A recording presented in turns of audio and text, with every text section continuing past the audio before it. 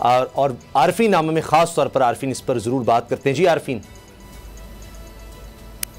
اصل اسٹوری تو اسامہ عارفین نامہ کی آج Karachi institute of heart disease کا احوال ہے، لیکن اس سے پہلے میں ذرا یہ دکھاؤں. یہ جو ویڈیو اس وقت ٹیلی ویژن اسکرین پہ نظر آ رہی ہے، یہ ویڈیو ہے انٹیریئر میں ایک ایسی جگہ کی جہاں بھٹو آج زندہ ہے. اٹلی کے شہر وینس سے ملاتے پائے گئے ہیں پیپلز پارٹی کے یہ انمول رتن جن کا نام ہے منظور وسان. نہ جانے کتنی بار کتنی ہی اہم ترین وزارتوں پر فائز رہنے والے پیپلز پارٹی کے یہ صاحب یہ عمر کے اس حصے میں ہیں جہاں یہ نہیں کہا جا سکتا کہ ان کی یہ حرکت نا تجربہ کاری کا شاخسانہ ہے، لیکن آپ اس ایک حرکت سے ان کی مینٹیلٹی کا، ان کی کرولٹی کا، ان کی مزاج کا اندازہ لگائیے کہ ایک عام آدمی جس پانی میں ڈوب کے مر رہا ہے، ریسکیو کے لیے پکار رہا ہے اپنے مسیحاؤں کو، بھٹو والوں کو، وہاں یہ بھٹو والا اپنی کشتی میں بیٹھا اپنے ملازموں کے بل پر کہہ رہا ہے کہ یہ علاقہ آپ کو اس وقت اٹلی کے شہر وینس سے جو ہے وہ مماثلت رکھتا ہوا لگتا ہے. آگے بڑھتے ہیں، دوسری ویڈیو لگا دیں بھائی، وہ بھی پاکستان پیپلز پارٹی کی ہے. کچھ دن اور عارفین نامہ کروں گا تو یہ بھٹو کی مغفرت انشاءاللہ ضرور ہو جائے گی. ذوالفقار علی بھٹو نہیں، یہ والا بھٹو جس کا نام لے کے یہ میں ڈراتے ہیں.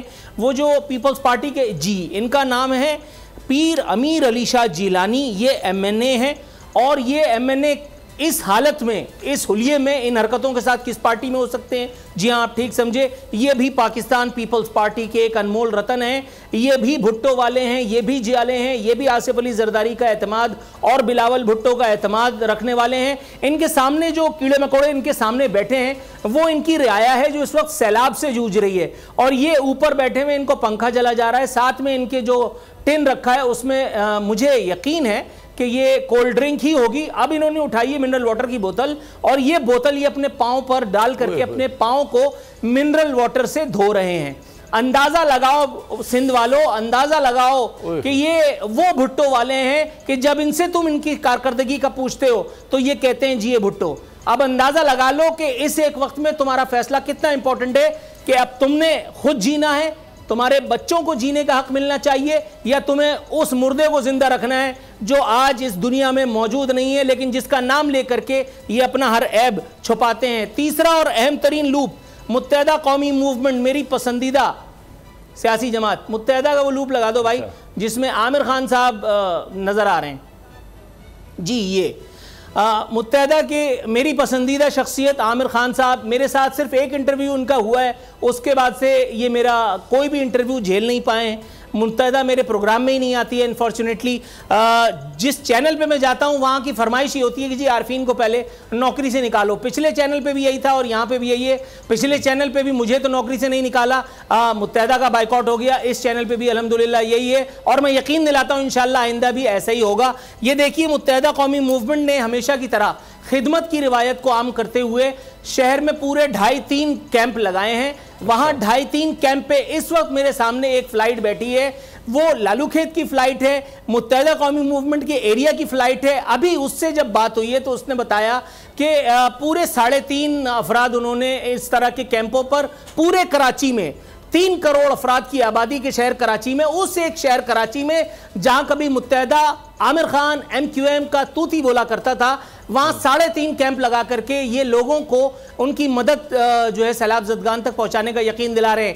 ان کی مدد یا کسی کی بھی مدد جو بھی کر رہا ہے یہ سوچ کے کرے کہ یہ جمہوریے ہیں اور جمہوریت بہترین انتقام ہے. اس لوپ کو آپ بند کر دیجئے. اب ہم آ جاتے ہیں پیپلز پارٹی کے کراچی سے انتقام کی جانب.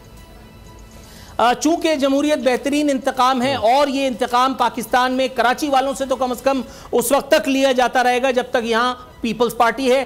یہ آپ کے سامنے Karachi institute of heart disease کی بلڈنگ ہے. یہ وہ بلڈنگ ہے جو کراچی کے 72 سالہ بوڑھے سابق مرحوم و مغفور ناظم نعمت اللہ خان ایڈوکیٹ مرحوم نے بنوائی تھی. یہ نعمت اللہ خان کا خواب تھا، یہ جنرل پرویز مشرف کے نعمت اللہ خان پر اعتماد کا مظہر تھی.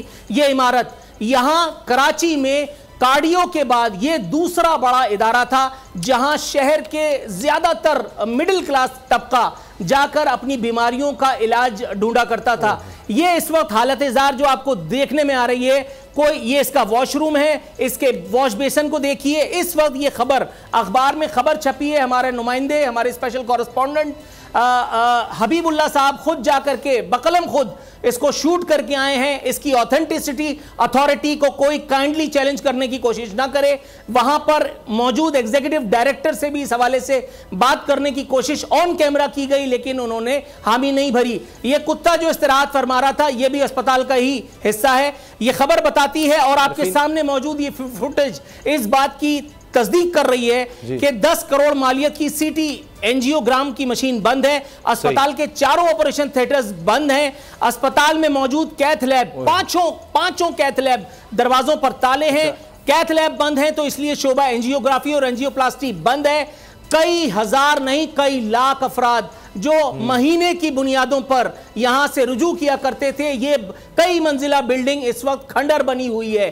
اس منزل کے اس وقت کے ٹھیکیدار ہیں کراچی کے پاکستان پیپلز پارٹی کے ایڈمنسٹریٹر مرتضی وہاب. مرتضی وہاب پر آئیں گے لیکن پہلے اس اسپتال کے بارے میں مزید بتاؤں. ڈاکٹرز آپریشن کے لیے ٹیسٹ کے لیے نجی اسپتالوں کو ریفر کرنے لگے. بتایا جانے لگا کہ زندگی پیاری ہے تو نجی اسپتال چلے جاؤ. ساتھ میں آخر میں اگر وہ ٹویٹ لگا دیں مرتضی وہاب کا, آج اسی ادارے میں اسی اسپتال میں مرتضی وہاب ایک چند بستروں کا افتتاح کرنے کے لیے پہنچے تھے. یہ ہیں مرتضی وہاب. ان کو یہ نظر نہیں آ رہا کہ Karachi institute of heart disease ان کو پکار رہا ہے. انہوں نے جا کر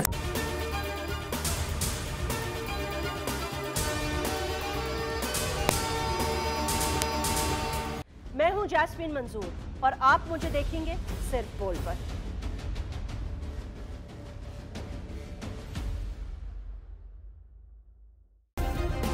سبسکرائب کریں اور بیل دبائیں تاکہ کوئی خبر رہ نہ جائے.